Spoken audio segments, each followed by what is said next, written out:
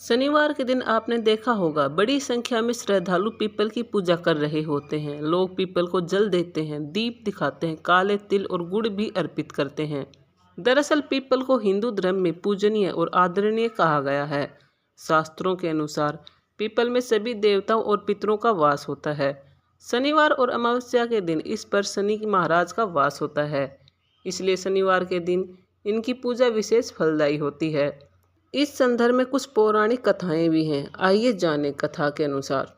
दोस्तों, प्राचीन काल में विराट नाम का बहुत ही सुंदर देश था। विराट देश का राजा बहुत ही दयालु था।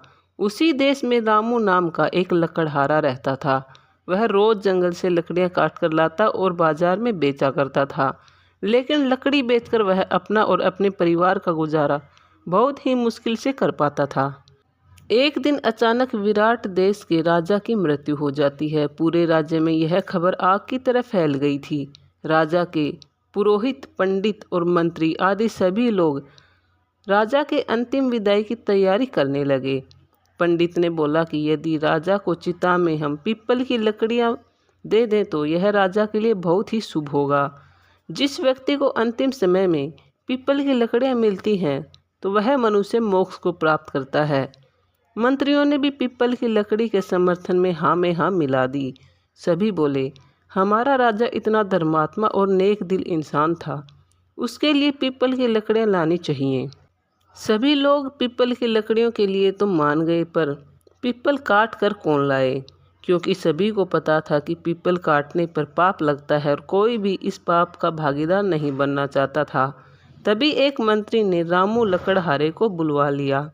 एक मंत्री ने रामू लकड़हारे को पीपल काटकर लाने को कहा तो रामू ने मना कर दिया कि वह पीपल को काटकर महापाप नहीं करना चाहता।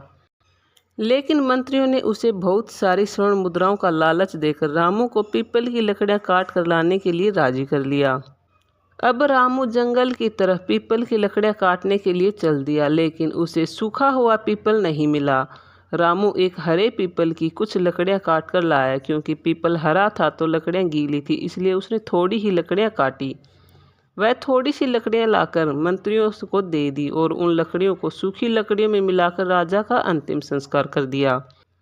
जब रामू लकड़हारा घर आया तो अपनी पत्नी को पीपल को काट कर लाने की सारी बातें बता दी और स्वर्ण मुद्राएं अपनी पत्नी के हाथों में रख दी। रामू सोच रहा था कि स्वर्ण मुद्राओं को देखकर उसकी पत्नी बहुत खुश हो जाएगी, लेकिन हुआ उसके बिल्कुल उल्टा। रामू की पत्नी रामू पर बहुत गुस्सा हुई। वह कहने लगी, हे स्वामी, आपने कुछ स्वर्ण मुद्राओं के लिए पीपल को काट दिया। आपको पता है ना, पीपल को काटने पर कितना पाप लगता है। आप बहुत बड़े पाप के भागीदार बन गए हो। लेकिन रामू स्वर्ण मुद्राओं को देखकर बहुत खुश था और वह अपनी पत्नी की बातों को नज़रअंदाज करके बाहर चला गया। रामू की पत्नी पतिव्रता स्त्री थी। वह रामू को लेकर बहुत चिंतित हुई कि अब क्या होगा। एक दिन रामू की पत्नी मंदिर जा रही थी तो रास्ते में औरतें पीपल को सींच रही थी। उनको पीपल सींचता देखकर रामू की पत्नी ने उनसे पूछा कि तुम यह क्या कर रही हो। औरतें बोली कि हम पीपल सींच रही हैं, इससे अन्न और धन की कमी नहीं होती। जो भी पाप हमने जाने अनजाने में किए हैं वे सभी मिट जाते हैं और मनुष्य को स्वर्ग की प्राप्ति होती है। यह सब सुनकर रामू की पत्नी अपने घर आ जाती है। अब वह औरतों की बातें सोचने लगती है और उधर रामू की बात याद आती है कि उसने पीपल काटकर बहुत महापाप किया है। वह रोज़ पीपल को पानी, दूध, दही से सींचती और अपने पति द्वारा किए गए अपराध की क्षमा मांगती। साथ ही मंदिरों के पास पीपल के वृक्ष भी लगाने लग गई। ऐसे ही करते करते दिन गुजरने लगे। रामू की पत्नी ने कई वर्षों तक पीपल सींचती रही। धीरे धीरे उसकी आर्थिक स्थिति भी सुधरने लगी थी। एक दिन अचानक प्राकृतिक आपदा के कारण रामू और उसकी पत्नी की मृत्यु हो जाती है। साथ ही उसी नगर के बहुत से लोगों की भी मृत्यु हो जाती है। उनमें राजा का राजपुरोहित, मंत्री और पंडित भी सम्मिलित होते हैं। यम के दूत आते हैं और उन सभी को ले जाकर एक स्थान पर बैठा देते हैं और बोले कि अभी थोड़ी देर बाद महाराज यमराज व चित्रगुप्त आपके कर्मों का लेखा जोखा करेंगे। उसके बाद आप सभी को स्वर्ग व नरक जाना पड़ेगा। सभी लोग यमराज के आने का इंतजार करने लगे। थोड़ी देर बाद यमराज आए और सबसे पहले रामू को आगे आने को कहा। रामू का लेखा जोखा देखकर चित्रगुप्त यमराज से बोले कि इसने अपनी पूरी जिंदगी में एक ही पाप किया है, लेकिन वह पाप ही महापाप है। इसने हरे पीपल को काटा है, इसको अवश्य ही नरक में जगह मिलेगी। रामू यह सुनकर बहुत डर गया और क्षमा याचना करने लगा, लेकिन उसका कोई लाभ नहीं हुआ। यम के दूत उसे नरक में ले जाकर छोड़ आए। अब चित्रगुप्त ने राजा को, पुरोहित, मंत्री व पंडित को बुलाकर बोला कि तुम तीनों ने भी एक समान पाप किया है। तुम तीनों ने हरा पीपल काटने के लिए रामू को प्रेरित किया, और यही नहीं, उसे लालच भी दिया। भले ही तुम तीनों ने यह पाप खुद नहीं किया, लेकिन तुम तीनों ने मिलकर एक पीपल को कटवाया है। इसके लिए तुम तीनों को कुछ महीनों के लिए ही सही, पर तुम्हें नरक जाना पड़ेगा। यम के दूत उन तीनों को भी नरक में डाल आए। अब रामू की पत्नी की बारी थी। चित्रगुप्त ने उसका लेखा जोखा देखा और उसे हाथ जोड़कर प्रणाम किया। बोला, हे देवी, आप जैसे प्राणी पृथ्वी पर सभी हो जाएं तो पृथ्वी ही स्वर्ग जैसी बन जाए। आपने अपने जीवन काल में बहुत पुण्य किए हैं। आपने पीपल यानी त्रिदेवों ब्रह्मा, विष्णु, महेश की पूजा नित्य की है। आपने पीपल के बहुत से वृक्ष भी लगाए हैं। आपको अवश्य ही स्वर्ग में जगह मिलेगी।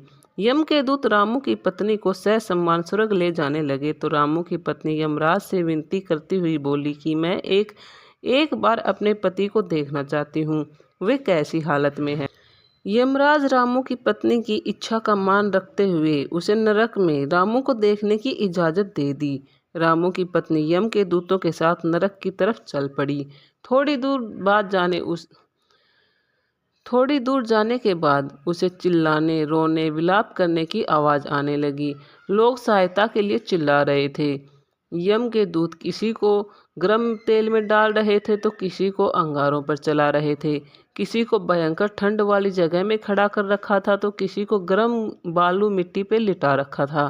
यह सब नज़ारे देखते हुए रामू की पत्नी रामू को तलाशने लगी।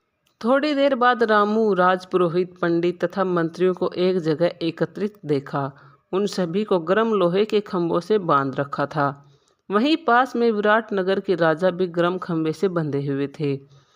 राजा को देखकर रामू की पत्नी को आश्चर्य हुआ और वो यम के दूतों से बोली कि हमारे महाराज को अंतिम समय में चिता में पीपल की लकड़ियां मिली थी, इन्हें तो मोक्ष मिलना चाहिए, इनको नरक क्यों मिला है। यम के दूतों में से एक बोला कि पीपल को काटने की वजह ही ये महाराज बने थे। रामू की पत्नी बोली, तो इनमें इनकी क्या गलती है, ये तो तब तक मृत्यु को प्राप्त हो चुके थे। पीपल तो मेरे पति यानी कि रामू ने काटा था। यम के दूत बोले, हरे पीपल की लकड़ियां चिता में डालना भी एक पाप है। सूखे पीपल की लकड़ियां ही चिता में डाली जाती हैं।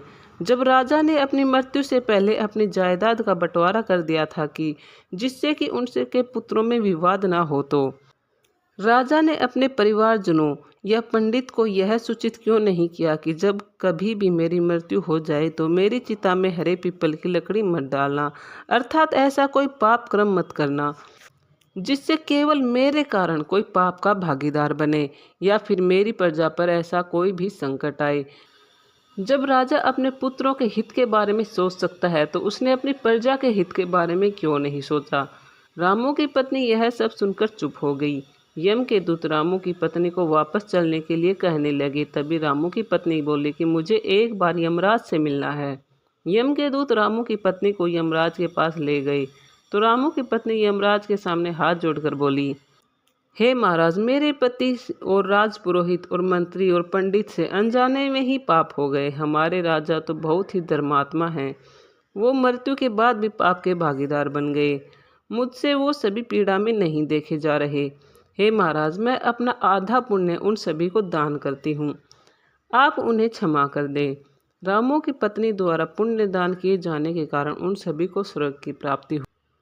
दोस्तों, हिंदू धर्म में पीपल का पेड़ का बहुत महत्व है। पीपल के पेड़ को देव वृक्ष माना जाता है क्योंकि पीपल में सभी देवी देवताओं का वास होता है और इनकी पूजा करने से व्यक्ति को हर तरह के कष्टों से छुटकारा मिलने के साथ ही शनि दोष से मुक्ति मिलती है।